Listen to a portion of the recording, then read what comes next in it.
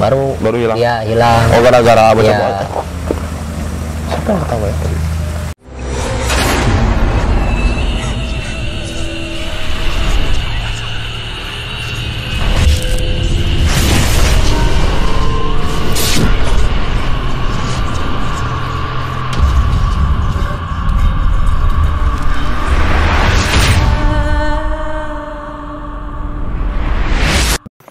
Jalan Cadas Pangeran.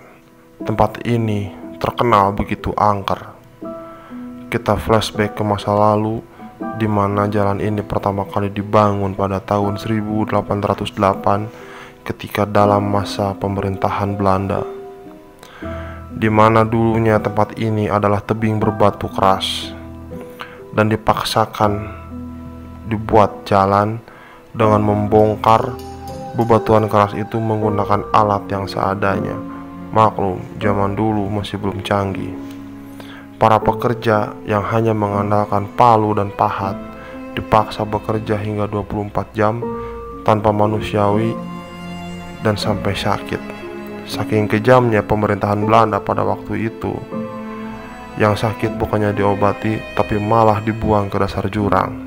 Karena kejadian ini menyebabkan 5.000 warga pribumi meninggal dunia akibat kekejaman Belanda.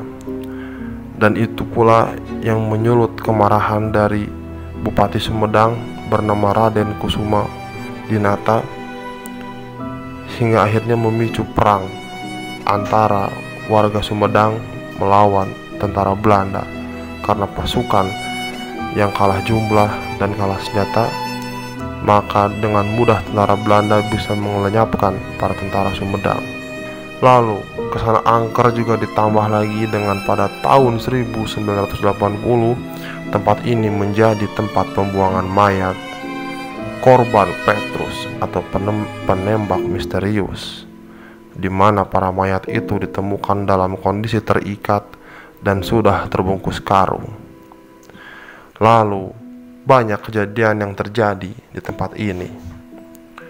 Katanya setiap kecelakaan yang terjadi di jalan ini, siluman ular meminta tumbal. Betulkah seangker itu Jalan Cadas Pangeran? Ditambah lagi beberapa waktu yang lalu ada sebuah berita yang viral di mana Mang Yana melakukan prank satu Indonesia dan membuat reputasi dukun satu Indonesia hancur lebur. Dan ini menarik perhatian kami. Di sini kami akan mencoba sensasi gaib di tempat ini. Seangker apa Cadas Pangeran? Betulkah kecelakaan yang terjadi di sini karena siluman ular meminta tumbal, atau memang konstruksi jalan yang berbahaya? Saksikan pengujian kami di episode kali ini, Cadas Pangeran. Selamat malam dan selamat datang di Melawan Mitos.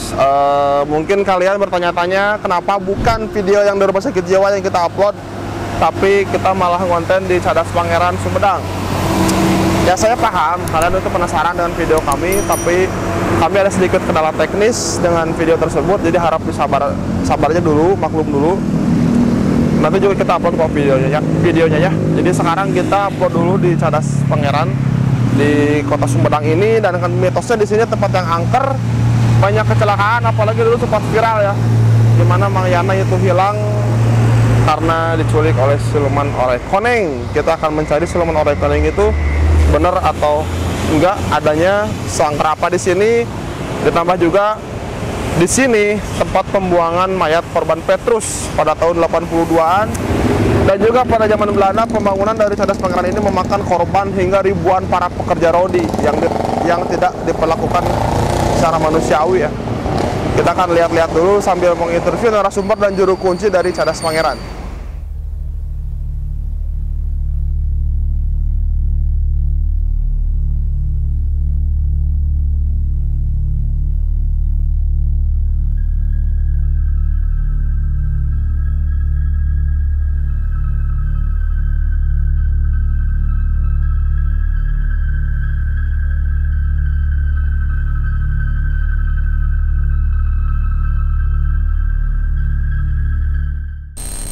Oke guys, kali ini di samping saya sudah ada juru kunci dari Cadas Pangeran bersama Abah Handang, ya Bah ya. Abah Handang ini akan menjelaskan tempat angker dan spot yang serem di Cadas Pangeran. Dan yang di belakang saya ini adalah tempat penemuan mayat waktu zaman dulu, zamannya Orde Baru. Itu waktu apa ya?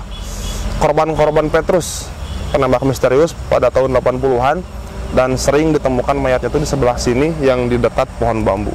Mungkin kita akan langsung tanya-tanya Abah supaya lebih enak menjelaskannya.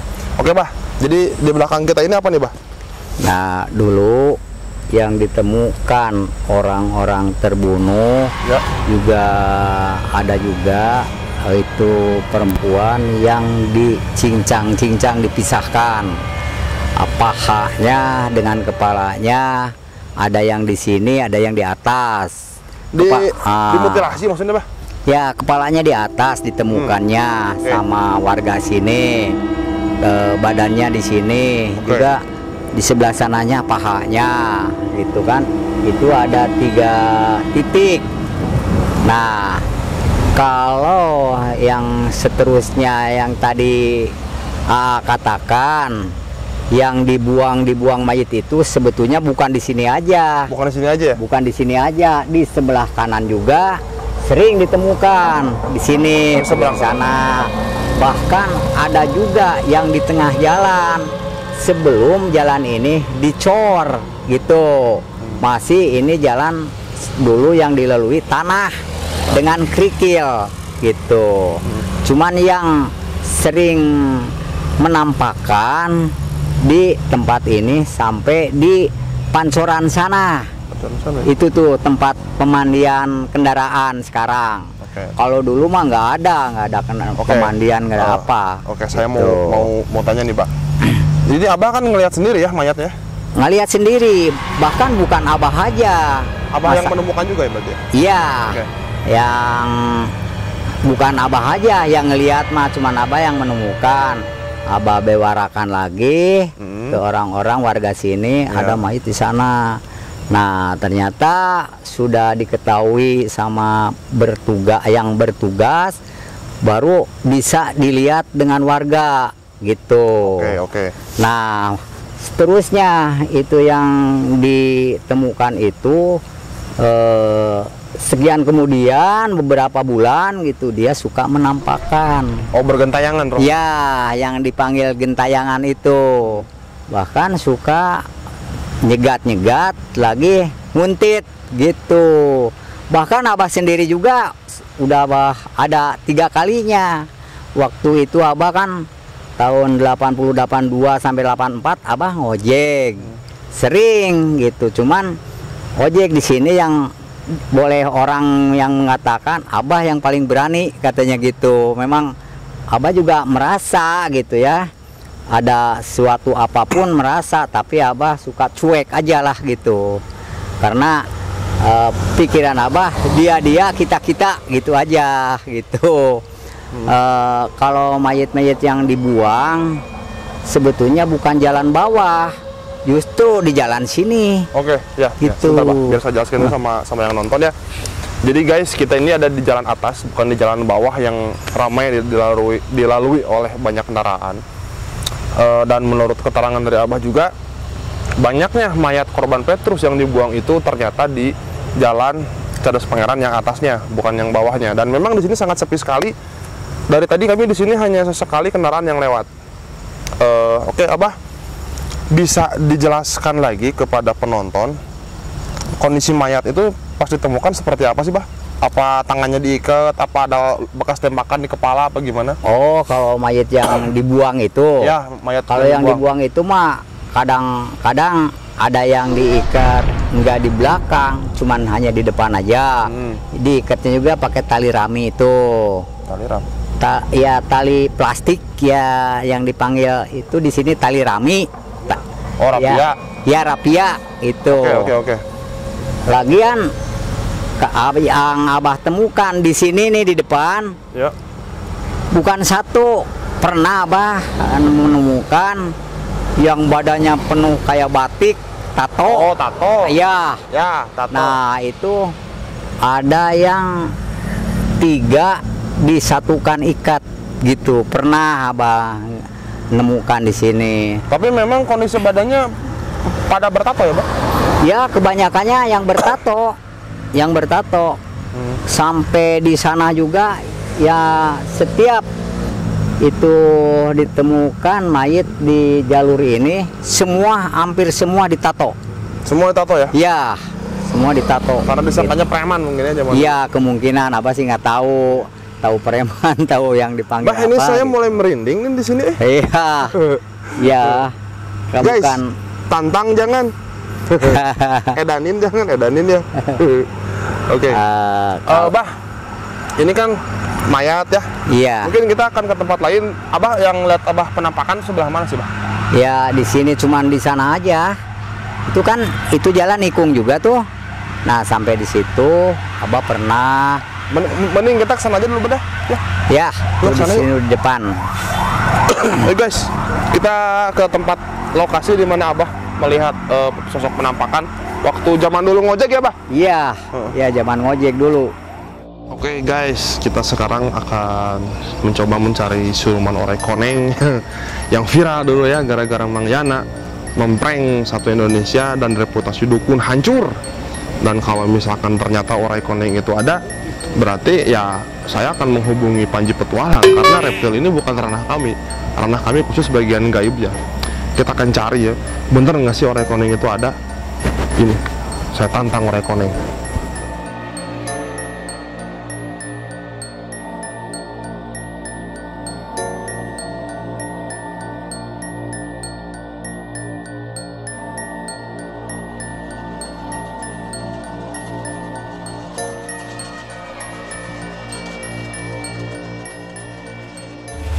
Oke, guys, ini kita sudah ada di spot berikutnya ya, Pak. Ini daerah apa namanya, Pak? Yang ada kolam ikan ya? Oh, ini mah Pancuran. air keluar dari apa namanya? Dari pusirnya. Yang dipanggil dulunya ini Ciberecek. Ciberecek. Ketelahnya ini Ciberecek dipanggilnya teh. Yang di sebelah sana itu, yang di belah kanan Ciburusut. Iya. Dan ini di spot ini Bapak yang sering lihat penampakan ya, Pak? Ya, di sini antara ini dengan itu yang tadi. Nah, di sini waktu sering menemukan mayit-mayit yang terbuang itu, bahkan di sini di depan itu Abah juga pernah apa namanya, kalau di sini mah ngegeleng gitu ya. Ya, pernah ngegeleng mayit karena Abah narik dari kampung ke sini. Oh, waktu Abah ngojek ya? Ya, waktu ngojek di sini pernah Abah apa namanya, ngegiles mayit. Nah, tapi sesudah yang digiles ini, di depannya juga menemukan lagi waktu Abah ngojek itu, selama beberapa bulan lah ramai pembuangan mayit ini, Abah menemukan tiap pagi gitu. Cuman Abah waktu itu nggak lapor kemana-mana lah, karena Abah tiap hari nemu mayat? Tiap hari waktu itu mah berturut-turut ada sebulanan lah, tiap hari ada aja gitu. Cuman nggak, kadang-kadang di sini, kadang-kadang sebelah sana, terus di sebelah sananya baik, terus di tikungan yang tadi kita istirahat ya. Waktu nunggu AA itu ya. Nah, di situ itu gini, Pak ya, penampakan yang sering Abah lihat di tempat ini tuh sosoknya kayak gimana sih? ya Bentuknya kayak gimana? ya biasa kayak manusia aja gitu. Cuman sewaktu sekali waktu Abah pernah yang menampakkan itu kayak manusia, laki dengan perempuan.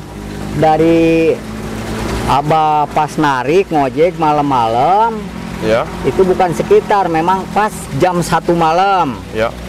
Nah, itu Abah ngojek sendiri, ada muatan 3, dia pulang dari Kalimantan, habis pada kuli di Power katanya. Oke. Terus di angkutan lah, kata orang Sunda di angkutan gitu. Oke. Satu persatu. Dari sana yang pertama Abah narik ke kampung, Abah ngelihat di situ di tikungan. Kata penumpang, katanya, "Bah, kok itu ada perempuan dengan laki-laki?" Iya, iya aja, karena Abah udah tahu.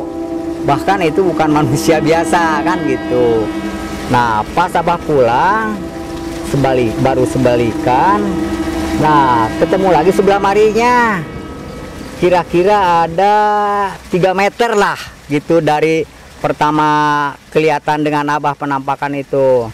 Nah, pas narik kedua kalinya ada ukuran 3 meter lagi. Yang penumpang kedua itu yang Abah tarik, dia juga sama nanya, "Bah, itu ada perempuan dengan laki-laki malam-malam," katanya gitu. Ya mungkin orang lagi pacaran kata Abah, tapi Abah cuek aja gitu. Pas balik ke 2 kali narik itu, nah Abah ketemu lagi di sini, tapi tetap jalannya di kiri Abah gitu kan. Nah, pas narik yang terakhir ke yang ketiga, yang dipanggil bosnya itu, Abah balik narik terakhir di sini ya. Di sini apa, Bang? Ya lagi jalan aja berdua. Abah penasaran, ini kok jalannya bagaimana gitu. Ini kata orang, tahu yang sudon, tahu yang gimana, katanya itu enggak, telapaknya nggak napak ke tanah katanya. Oh, melayang. Ya katanya. Terus Abah itu waktu itu narik pakai motor King. Terus digeletakin gini, disenter dengan lampu motor, benar kira-kira 3 cm atau 2 cm lah dari tanah. Melayang itu. Ya. Nah, itu di sana di depan ada yang jaga di pos itu teh. Ya. 2 personil polisi, 2 personil DLAJ yang namanya Pak Yuyun dengan Pak Ema, DLAJ-nya. Terus polisinya Pak Arcad dengan Pak Eko waktu itu. Nah, Abah bilang, karena ditanya, "Bah, nggak ada apa-apa di jalan?" "Oh, banyak, kalau di sini udah nggak asing lagi lah, nggak aneh lagi," kata Abah teh. Udah biasa ya, Bang? Udah biasa. Di mana, Bah? Situ di Ciberecek, kata Abah. Dia penasaran, pengen tahu katanya. Benar, oh kok goib itu pacaran? Nggak tahu pacaran, nggak tahu apa, karena itu Abah melihatnya perempuan dengan laki-laki. Nah, di center begini-begini kata Abah. Dia penasaran. Yang 3 orang itu polisi, 1 orang DLAJ. Nah, dua-duanya pas dikejar ke sini, ya di situ tikungan itu. Ya. Titik tikungan pas di situ kata Abah tuh di depan gitu. Dia pengen jelas dengan tegas, mungkin dia deket. Abah mah kabur duluan ke sana. Dia ditinggal yang 3 orang itu, DLAJ dengan polisi tuh. Tinggal sampai di sana, udah sampai di pos di warung Abah. Dia malah ngambek ke Abah teh, ngemaki-maki. "Wah, Abah," katanya, Kenapa, Bang? "saya ditinggalin, kenapa Abah lari?" Ya Abah mah itu aja, kata kalau bahasa Sunda mah ngedoja, berani enggak. Ternyata kan pada takut kata Abah teh gitu, sambil ketawa-ketawa Abah juga gitu. Iya. Bah, tapi gini, Bah. Penampakan lain yang Abah lihat di tempat ini apa aja, Bah? Selain itu. Banyak, yang paling serem, Bah? Yang paling serem mah di sini mah ular, Ular. Ya. Benar, sebentar, Bah. Sini penonton penasaran nih. Dulu kan viral nih Mang Yana. Ya. Kalau Sulaiman Orai Koneng. Ya, kalau itu kejadian Siana, Abah lagi di Cirebon, nggak tahu. Lagi di Anak tuh di Cirebon. Oke. Juga kalau tahu juga Abah nggak bakalan ngeliat atau nengok dia, karena nggak mungkin kan gitu. Ya dengan hati Abah udah kebaca itu orang mungkin yang namanya apa, sudon lah gitu. Ternyata benar sudon. Taunya lagi week sama istri muda. Iya, betul. betul, Oke. itu.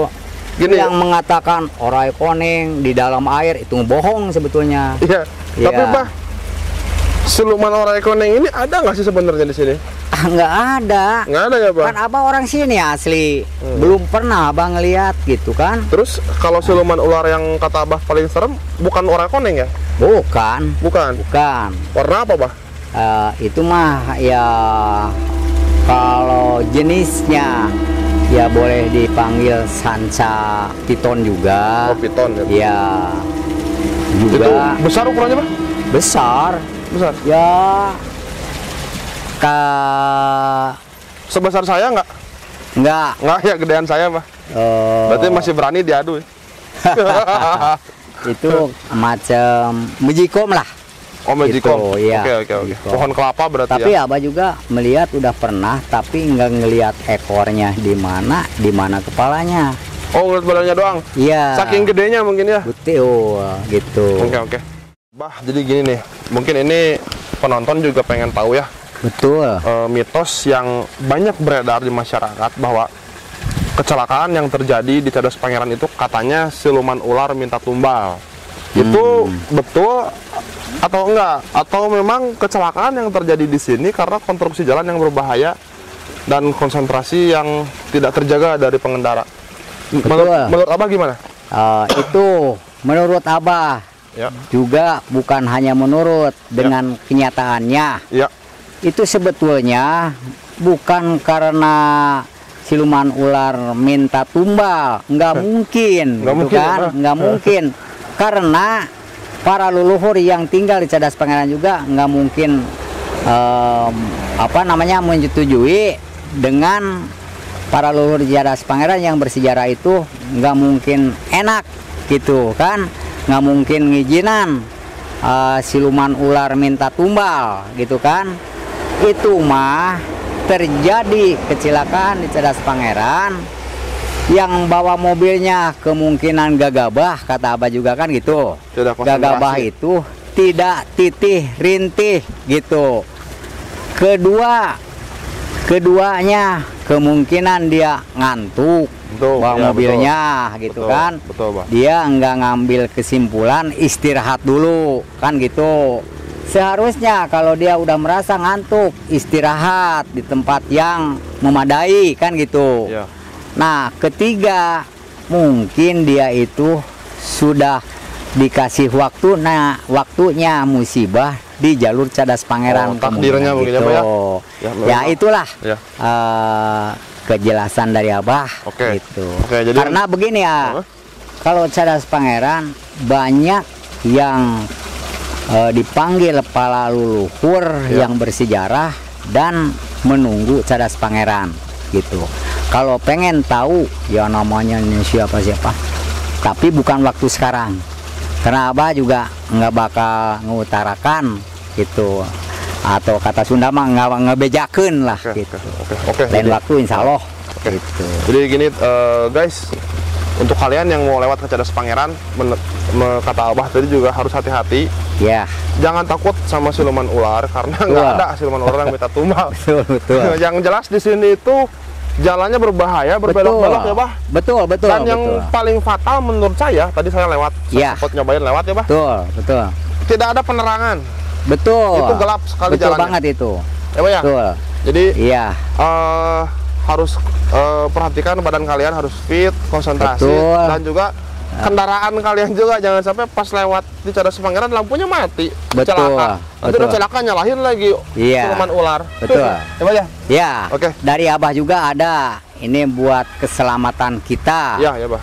Kalau mau ke Cirebon, ke Sumedang, jalur Bandung Sumedang Cirebon, Ya. diantaranya ngelewat ke Cadas Pangeran.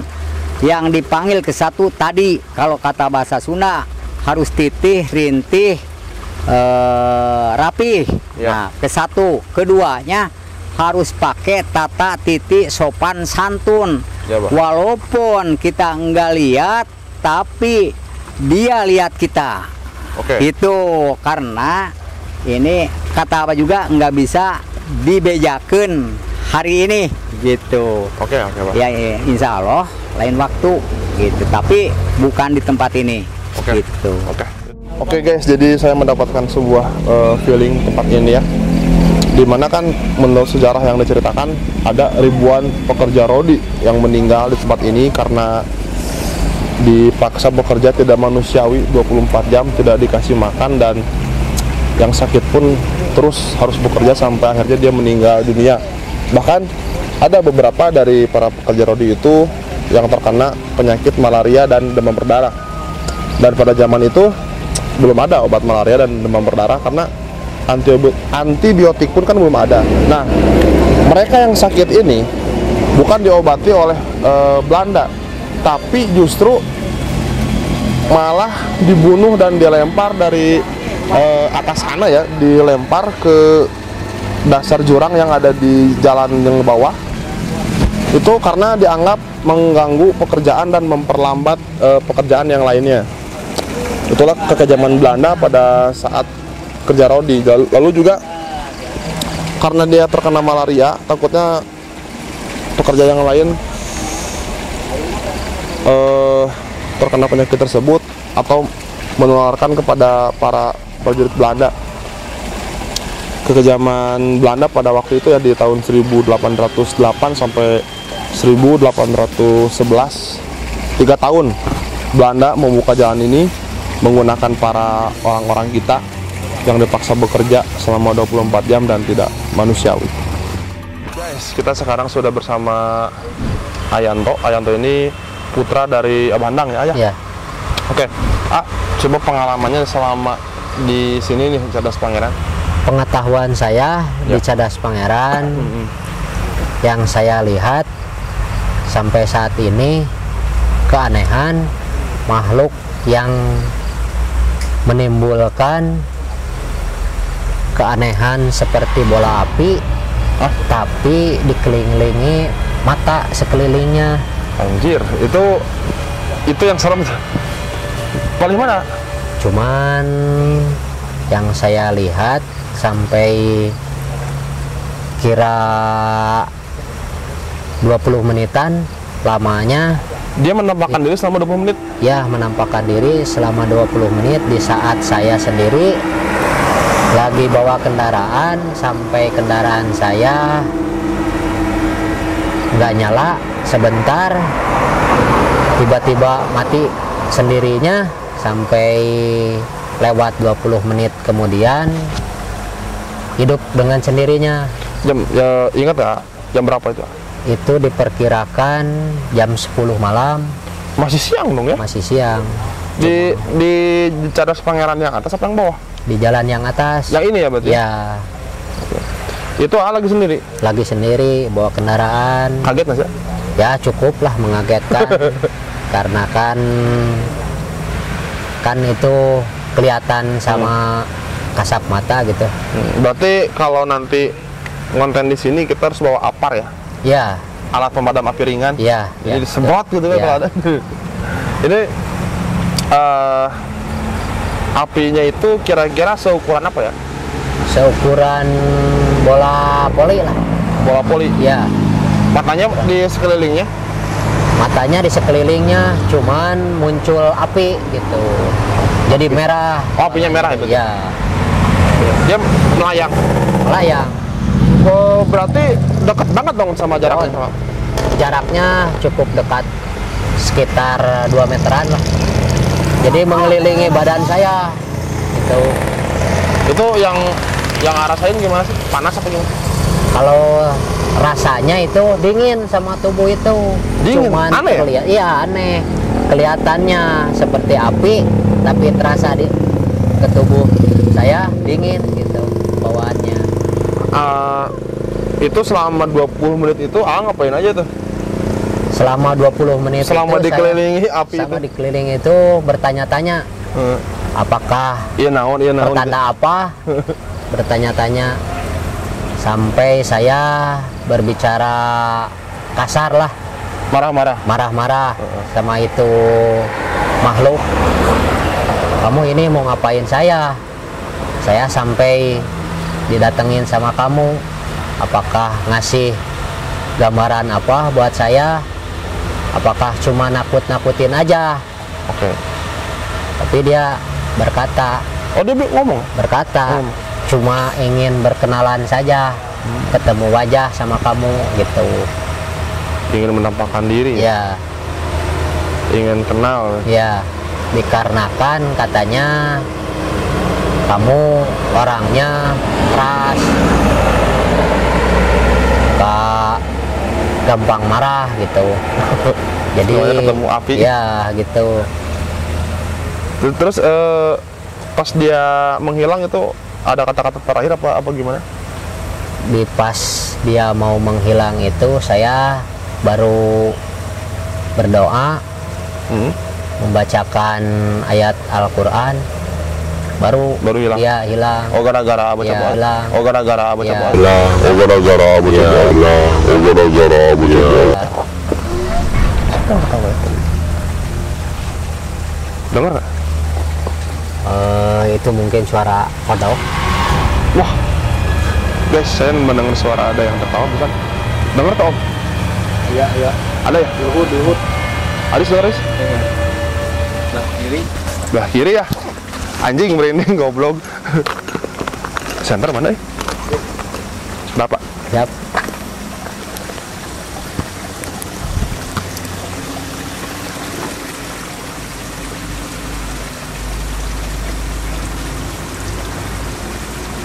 Tadi saya kameramen juga dengar jelas banget ya? Jelas banget ada yang tertawa di sebelah sini, dan itu nggak mungkin suara kodok. Saya bisa membedakan mana suara kodok, mana suara seperti itu, kayaknya kuntilanak deh.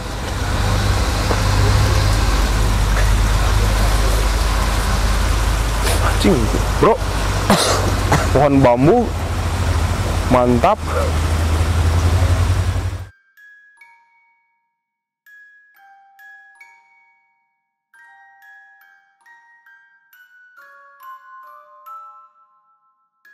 Oke teman-teman, itu tadi interview kami dan juga penelusuran yang kita lakukan di Cadas Pangeran. Kita bingung ya mau melakukan pembuktian di tempat ini karena ya tahu sendiri lah, ini jalan semua gitu kan, harus ngapain? Masa uji mitos di sini, ekspor nggak mungkin kan, banyak kendaraan juga. Mungkin kita hanya bisa segitu aja sih, dan kesimpulannya yang saya dapat dan yang saya rasakan itu apa ya? Di sini tuh sudah tidak angker kalau menurut saya. Biarpun tadi ada suara sedikit, itu wajar lah suara-suara kayak gitu. Lalu juga kecelakaan yang terjadi di sini itu bukan karena Cadas Pangeran minta tumbal, tapi memang konstruksi jalan yang berbahaya dan para pengemudi yang tidak berkonsentrasi. Oke. Jadi saran saya untuk kalian yang mau lewat ke Cadas Pangeran, tetap konsentrasi. Kalau misalkan ngantuk jangan dipaksain supaya tidak terjadi kecelakaan ya. Jangan sampai nanti siluman ular koneng yang disalahkan. Oke, segitu penelusuran kami dari Cadas Pangeran. Assalamualaikum.